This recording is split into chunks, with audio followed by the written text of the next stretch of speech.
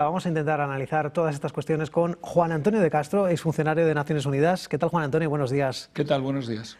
Bueno, concluye este acuerdo nuclear New START o el de START 3 entre Rusia y Estados Unidos. Antonio Guterres, que ha advertido que el riesgo nuclear, no sé si compartes esta afirmación, ¿el riesgo de un arma nuclear es ahora el más alto en décadas?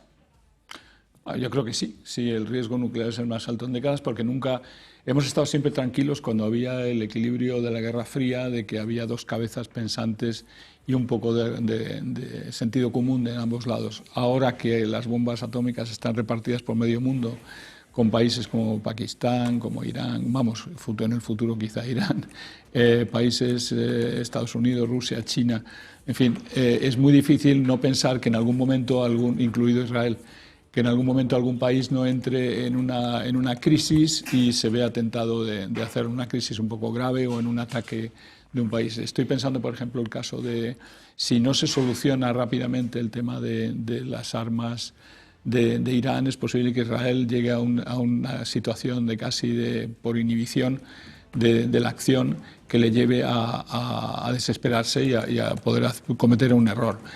Aquí todo el mundo puede cometer errores, los puede cometer Rusia, los puede cometer Estados Unidos, los puede cometer Israel, pero sí, estamos en un momento más grave. Entonces, el hecho de que en este momento se dé rienda suelta, porque Estados Unidos lo quiere, en definitiva, si Estados Unidos quisiera, pararía esto y se sentarían en la mesa de negociación, pues es que es dar un poco la sensación de que vamos a reforzarnos todos, y estoy hablando del tripolar, ¿no?, de Estados Unidos, Rusia, China, reforzarse en sus armamentos nucleares. Y Rusia pues plantea un poco la posición de sentido común de decir, ¿cómo que no venís a la mesa? ¿Cómo que vamos a armar una? Pero en el fondo yo creo que están permitiendo eso. Es peligroso. Esperando porque... a China, quizá. Juan Antonio, hacer una nueva negociación con China, que Donald Trump dijo que China es la tercera en discordia, pero que tiene un potencial para en 5 años pasarles por la izquierda y por la derecha a Rusia y Estados Unidos. Sí, estoy de acuerdo, que es que seguramente es una espera a que China entre en la ecuación y bueno, pues eso es lo que están en definitiva esperando, ¿no?, en este momento en eso. Y mientras tanto, reapertura de contactos entre Estados Unidos e Irán sobre el programa nuclear. Parece que hay bastantes diferencias porque Estados Unidos quiere hablar de muchas más cuestiones, del uso de misiles, también de derechos humanos, y parece que Irán aboga por, oye, hemos hablado de negociaciones nucleares, pues no nos salimos de aquí, del famoso uso doméstico, ¿no?, uso civil para ese programa de enriquecimiento. En definitiva, ¿tendremos reuniones? ¿Cómo ves este estado de las negociaciones? Dice Araghchi que sí, Donald Trump parece que lo pone en duda. A ver, yo voy a ser optimista. Yo creo que vamos a tener reuniones en Omán, primero porque además es el haber permitido que vayan a Omán, que en definitiva es un lugar un poco más neutro, da una sensación de que vamos a ir a avanzar. Pero sobre todo, yo sería optimista por una razón. Ayer parece que Estados Unidos dio un portazo porque en definitiva no se querían tocar los otros 3 temas, porque en el fondo hay un tema que es el nuclear y hay 3 temas que en el fondo son los que le importan a Estados Unidos. He dicho siempre que en las negociaciones entre Irán y Estados Unidos del pasado, el tema nuclear ha pasado de largo. A Estados Unidos no le interesaba tanto el tema nuclear de Irán, no tanto el enriquecimiento, como muchos otros temas. Aquí lo que le interesa a Israel, y por eso le interesa a Estados Unidos, y yo creo que Estados Unidos en esta negociación está muy empujado por Israel, es el tema de los misiles hipersónicos. Porque lo que ha sufrido Israel en la guerra de los 12 días es para dicho, y eso es lo que en este momento es la espada de Damocles que pende sobre Israel. Israel, a través de Marco Rubio, a través de las negociaciones, está intentando, como sea, que ese tema de los misiles hipersónicos sea clave. Es un poco como el tema de los territorios en Ucrania, es el nudo gordiano. Los demás, que no mande terroristas al mundo Irán y tal, pues acabarán llegando a un acuerdo de que eso se pacifica. El tema de los derechos humanos, pues también, que prometen no matar más y se puede llegarse a un acuerdo.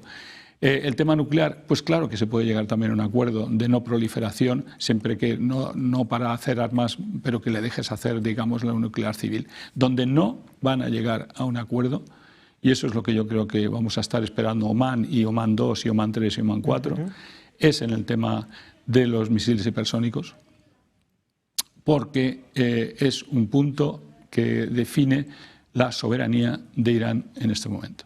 Si alguien se está jugando la soberanía es Irán en los misiles hipersónicos. Es lo único que le permite todavía defenderse. Si no lo tuviera, hace mucho tiempo que el régimen de Irán habría caído.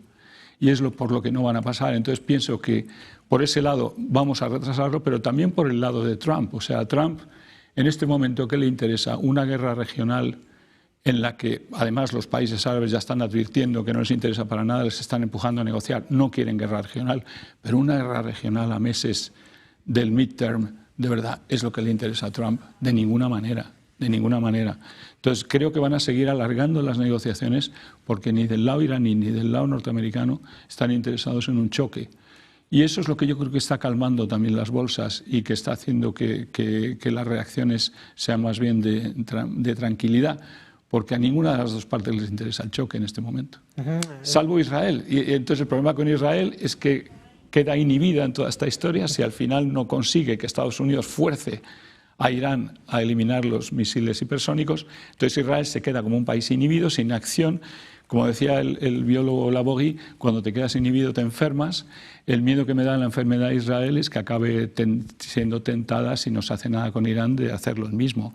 Y ese sería el mayor error que podría cometer Israel en toda su historia. ¿Tentada Israel atacar Irán?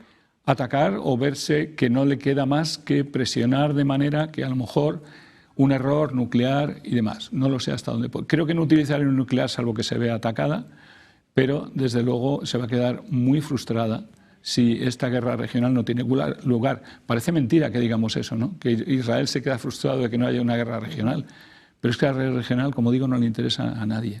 Bueno, pues el mercado también deja algunas pistas o el sentimiento, ¿no?, de la comunidad internacional hacia estas cuestiones. De momento esta semana y la pasada. Bueno, la pasada ya vimos bastantes subidas en el precio del petróleo.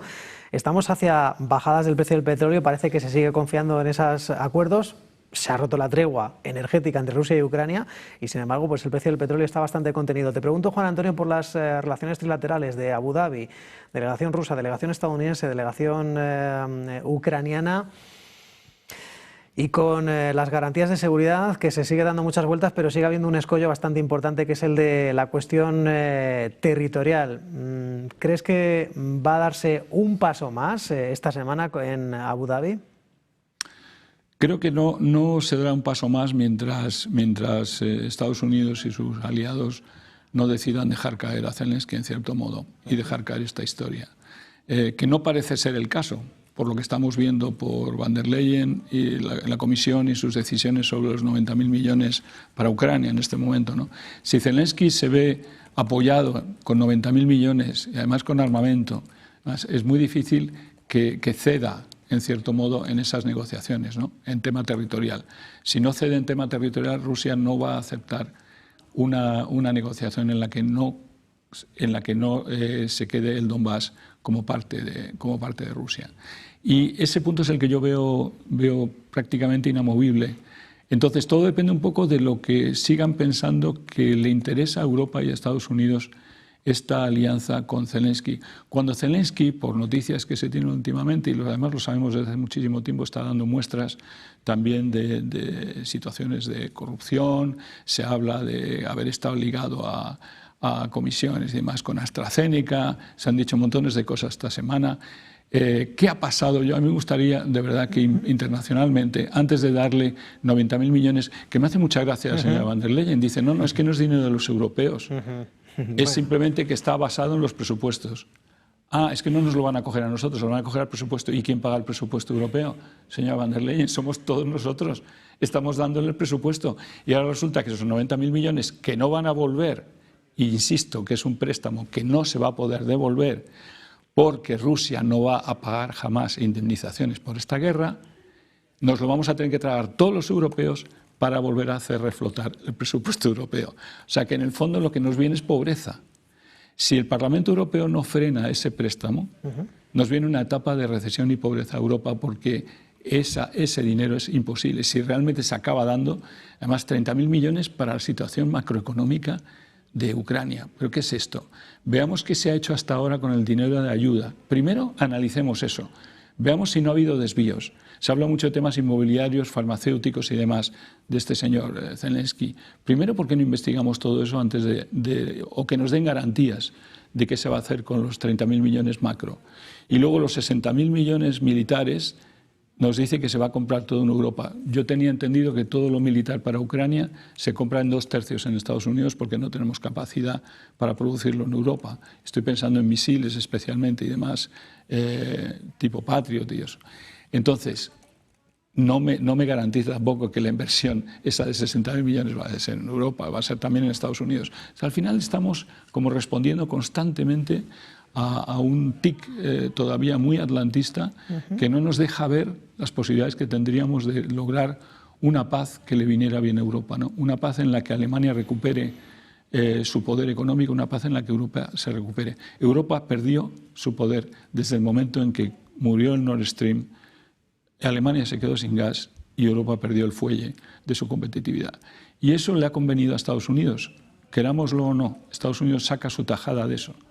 Como lo han sacado también los Rothschild y con todas las que estamos viendo de Epstein y Rothschild estos días en Ucrania, y todos los negocios que en la época Biden, Rothschild, Einstein, Soros sacaron de ese país, ¿no? Entonces, como ya ha habido toda esa historia, no me fío nada de que nosotros los europeos le demos 90.000 millones ahora a un país con esa historia y con esa corrupción.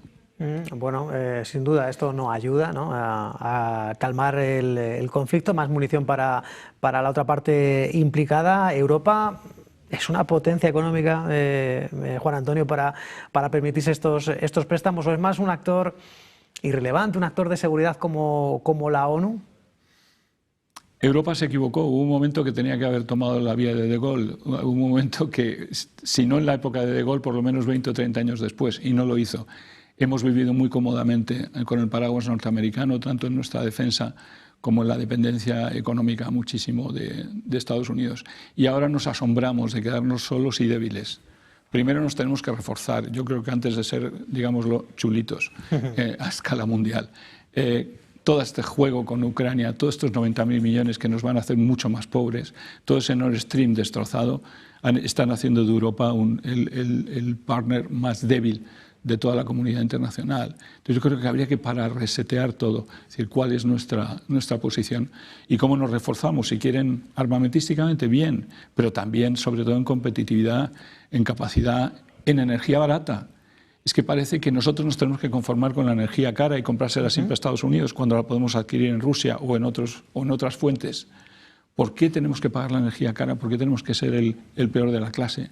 Entonces, no lo sé, creo que todo eso es lo que nos tendríamos que preguntar y no dejarnos llevar tanto por dos partidos que en el Parlamento Europeo, en el fondo, nos están llevando con Ursula von der Leyen a lo mismo siempre. Es la historia de la marmota, no la película de la marmota. Es todo el día, repetimos siempre lo mismo a nuestra escala nacional, a escala comunitaria, y no nos paramos y reseteamos.